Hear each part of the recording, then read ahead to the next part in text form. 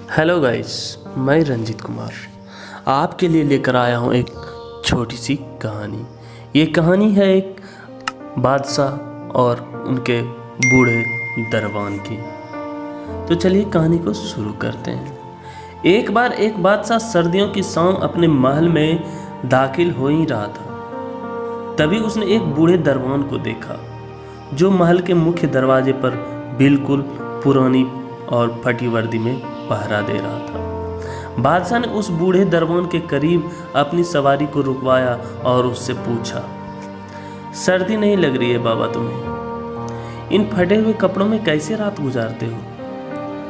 दरबान ने बड़े ही मासूमियत से जवाब दिया, ठंड तो बहुत लग रही है हजूर, मगर क्या करो, गर्म कपड़े हैं नहीं मेरे पास, इसलिए मजबूरी में बर्दाश्त करना पड़ता है। और कोई चारा भी तो नहीं है, और ड्यूटी तो करनी ही पड़ेगी, नहीं तो गुजारा कैसे होगा। ये सभी बातें सुनकर बादशाह का दिल पसीज गया और वह सोचने लगा कि इस बूढ़े के लिए क्या किया जाए। कुछ देर बादशाह ने सोचा और कुछ सोचकर बादशाह ने कहा कि बाबा तुम चिंता मत करो, मैं अभी महल के अंदर जाकर तुरंत अपना ही कोई गर्म कपड़ा तुम्हारे लिए भेजता हूं, तुम बस थोड़ी देर और इंतजार करो। दरबान ने बहुत खुश होकर बादशाह को दिल से सलाम किया, साथ ही उसके प्रति अपनी कृतज्ञता और वफादारी का भी इजहार किया।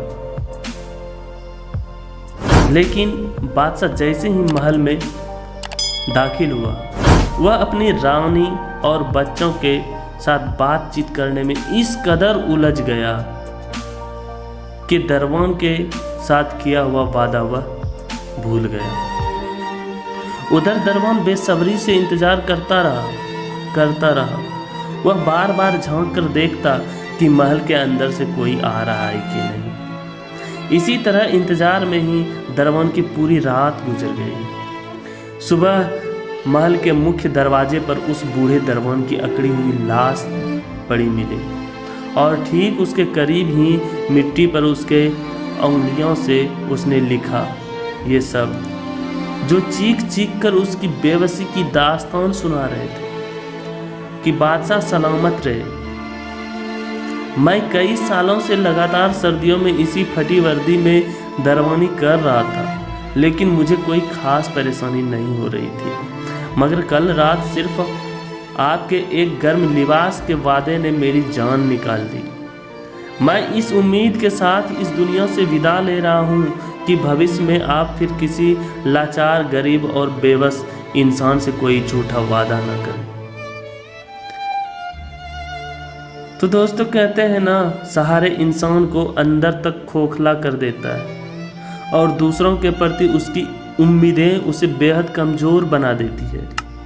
इसलिए हम सब सिर्फ अपनी ताकत और सामर्थ्य के बल पर जीना शुरू करें और खुद की सहन शक्ति, खुद की खूबी पर भरोसा करना सीखें, क्योंकि हमारा हमसे अच्छा साथी, दोस्त, गुरु और हमदर्द इस दुनिया में शायद ही कोई हो सकता है। ये आप हमेशा याद रखें कि जिंदगी तो अपने दम पर जी जाती है, दूसरों के कंधों पर तो सिर्फ जनाजे उठा करते हैं। तो दोस्तों मेरी कहानी यहीं ख़त्म होती है। आपको ये कहानी कैसी लगी हमें कमेंट के माध्यम से ज़रूर बताएं, और ऐसी ही अच्छी कहानी सुनते रहने के लिए हमारे channel A to Z story को सब्सक्राइब ज़रूर करें।